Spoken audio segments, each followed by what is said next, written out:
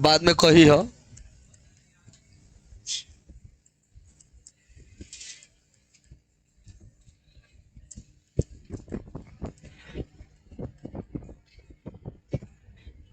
पहल का बार नाम सुनने वाली बल के लॉरेंज बल ए भी आई आए लड़का और तक का मुस्कुराता है, और तक मुस्कुरो यह भी एक पॉइंट है।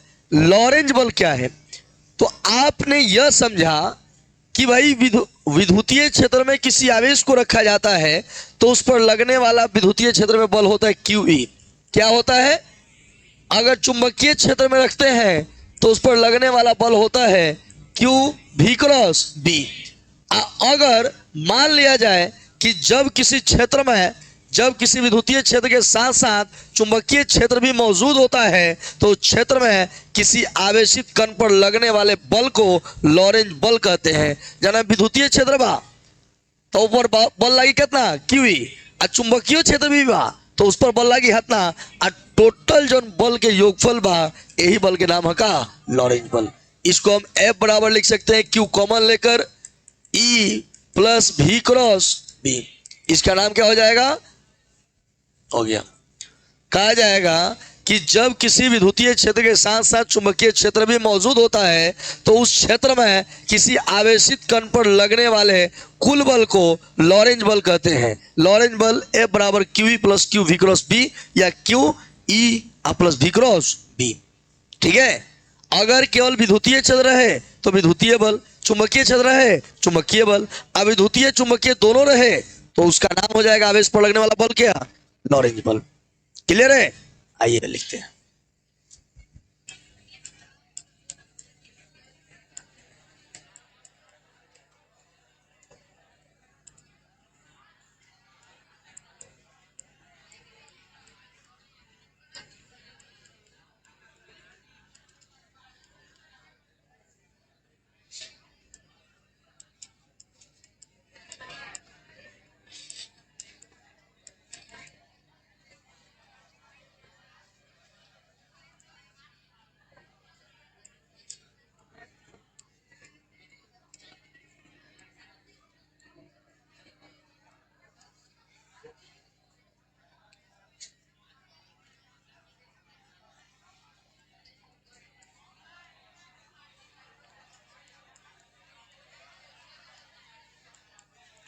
ध्यान दीजिए, शांत हो जाइए, सवाल समझिए। अब हम जानना चाहते हैं कि कोई चुंबकीय क्षेत्र है, कोई मैं चालक तार को रख रहा हूं, एक ऐसा चालक तार जिसमें धारा बह रहा हो।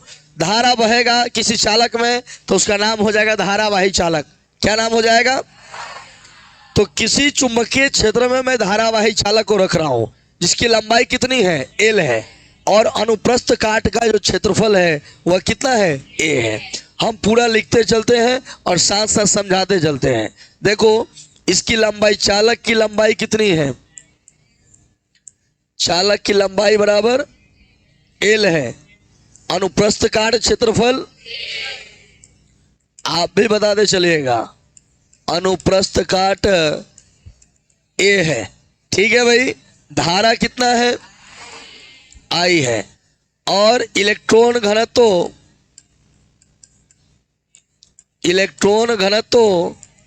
N है। क्या है? और देखो भाई इलेक्ट्रॉन घनत्व का मान मतलब क्या होता है?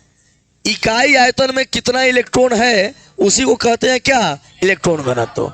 अब भाई देखो एक चालक तार है जिसकी लंबाई L है, अनुप्रस्थ काट का क्षेत्रफल A है। अब हमें चालक का आयतन निकालना होगा तो क्षेत्रफल में L से क्या करेंगे? गुणा कर देंगे। अब निकालेंगे, अतः चालक का आयतन क्या होगा भाई? AL। क्या होगा? इसलिए चालक में कुल मुक्त इलेक्ट्रॉन्स, ध्यान दीजिए, जैसे हमारे पास चालक का कुल आयतन कितना है? AL है, और हमें यह मालूम है कि इकाई आयतन में इलेक्ट्रॉन कितना है? N है। तो टोटल इलेक्ट्रॉन कितना है यह मालूम करना है तो क्या होगा? ALN। क्या हो जाएगा? ALN है। अब उस पर टोटल आवेश कितना होगा? एक इलेक्ट्रॉन पर आवेश होता है माइनस ई, माने माइनस 1.6 गुना 10 का माइनस 19 कूलम। तो टोटल आवेश कितना होगा? चालक के भीतर कुल आवेश कितना होगा?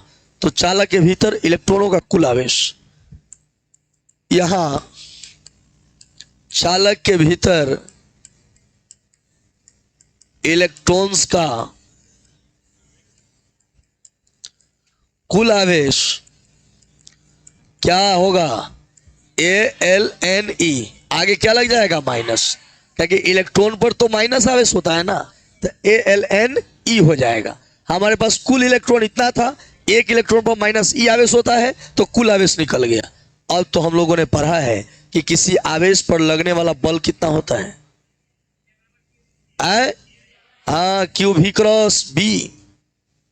आपने पढ़ा है कि इसलिए चालक के भीतर के सभी मुक्त इलेक्ट्रॉन्स पर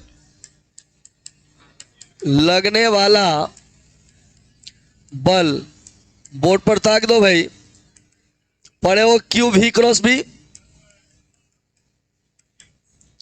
पढ़े हो ना? अब मैं क्या कर रहा हूं कि आवेश का मान लिख रहा हूं। आवेश का मान कितना है?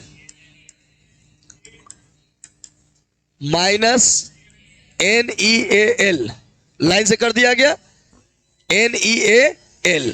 यहां है V क्रॉस B। अब ध्यान देने वाली बात होगी कि यहां NeA, ठीक है, देखो भाई, छोटी सी बात, लंबाई अदिश राशि है। लंबाई क्या है? लेकिन जब इसको सदिश के रूप में लिया जाता है तो इसकी दिशा जो होती है वह प्रवाहित धारा की दिशा में होती है। किधर होती है? या फिर अपवाह वेग के विपरीत दिशा में होती है। अपवाह वेग के मतलब अगर हम ऐसे कहें तो जो वेक्टर L होता है वो माइनस VD होता है। क्या होता है? Minus VD। तो अगर हम VD या जो अपवाह वेग ना है, अगर हम VD को बाहर रखते हैं और L को वेक्टर लगाते हैं, अगर VD से वेक्टर हटाकर L पर लगाते हैं तो आगे का चिन्ह बदल ना जाएगा, क्योंकि यहां माइनस है। अगर आप L वेक्टर लगाएंगे VD को हटाकर तो आगे क्या लग जाएगा? माइनस। अब पहले से क्या है? माइनस। तो फिर एक बात आप पढ़े हैं शायद, NeA VD को क्या कहते हैं? क्या कहेंगे? आई क्या हो गया? L cross B। मतलब किसी L लंबाई के धारावाही चालक पर लगने वाला कुल बल होता है IL क्रॉस B। अब यहां इसकी दिशा किधर होगी? L क्रॉस B की दिशा में। और इसकी दिशा ज्ञात करने के लिए फ्लेमिंग के वाम हस्त नियम का उपयोग करते हैं। फ्लेमिंग के वाम हस्त नियम का उपयोग करते हैं। इस नियम के अनुसार अपने तर्जनी उंगली विद्युतीय क्षेत्र की दिशा में, तर्जनी उंगली किधर होना चाहिए? विद्युतीय क्षेत्र की दिशा में होनी चाहिए। माध्यमा जो है वह धारा की दिशा में होनी चाहिए। तो अंगूठे की दिशा में चालक पर लगने वाले बल की दिशा होती है। मतलब मैं यह कह रहा हूं कि अगर हम फ्लेमिंग के वाम हस्त नियम का उपयोग करते हैं इसके दिशा को ज्ञात करने के लिए, जरा यहां समझिए, यहां से कि हम बाएं हाथ की 3 उंगली ले लिए, तर्जनी, माध्यमा और अंगूठा। तर्जनी किधर रखना है? विद्युतीय क्षेत्र की दिशा किधर है? बाहर है ना। माध्यमा धारा की दिशा ऐसे है, तो अंगूठा क्या बतलाएगा? अगर हम इसको एक दूसरे पर परस्पर लंबवत रख दें, परस्पर लंबवत रखा जाए, तो अगर हम ऐसे कंडीशन में देते हैं तो बताएगा कि बल किधर लग रहा है? इधर ना। माने यह जो तर्जनी जो है यह बतलाएगा किसकी दिशा? विद्युतीय क्षेत्र की दिशा को। किधर? विद्युतीय क्षेत्र की दिशा को। माध्यमा किसको बतलाएगा? धारा की दिशा को। तो अंगूठे की दिशा क्या बतलाएगा? धारावाही चालक पर लगने वाले बल की दिशा को बतलाएगा। ठीक है।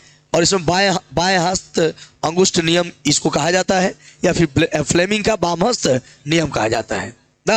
आप कॉपी पर इसका एक्सपेरिमेंट बढ़िया से कर लेंगे। इसमें केवल यह याद रखना होगा कि तर्जनी क्या बतलाएगा? चुंबकीय क्षेत्र। यह माध्यमा क्या बतलाएगा? धारा की दिशा। तो अंगूठा क्या बतलाएगा? बल बतलाएगा। क्लियर है? बल की दिशा को बतलाएगा। यही बात हम लोग को लिखना है। हेडिंग बना लीजिए।